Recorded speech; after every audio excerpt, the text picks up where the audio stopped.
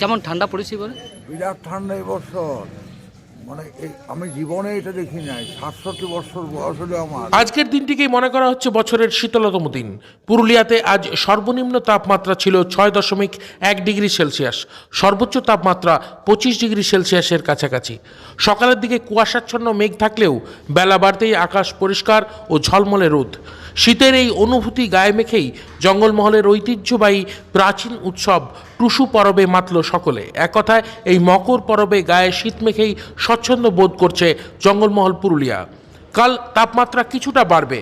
17 ও 18 তারিখ জেলায় হালকা বৃষ্টির সম্ভাবনা বলে জানিয়েছে হাওয়া অফিস।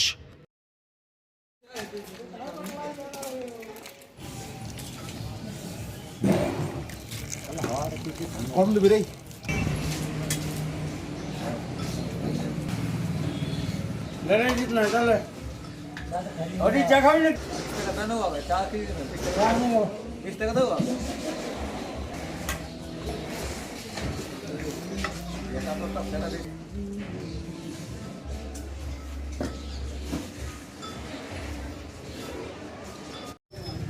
কেমন ঠান্ডা পড়েছে এবারে? বিরাট ঠান্ডা এবছর, মানে আমি জীবনে এটা দেখি নাই। 67 বছর বয়স হলো আমার।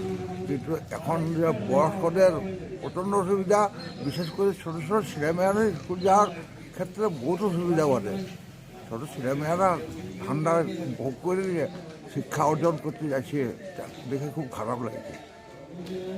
বিরাট এখন ঠান্ডায় বাঁচবার জন্য আমরা একটু চা খাচ্ছি মনে করুন বারবার করে, আর আগুনের ব্যবস্থা করতে হচ্ছে আমাদেরকে। আর সূর্যের আলো তো ঘরে বেরানো চলবে না, সূর্য উঠবে তো ঘর থেকে বেরাবো। এরকম ঠান্ডা কি জীবনে দেখেন? জীবনে আমি প্রথম পারি, বলছি তো 67 বছরও এই প্রথম ঠান্ডা। এত কড়কনি অন্য পায় না। কি নাম আপনার? কিশোর গুপ্ত।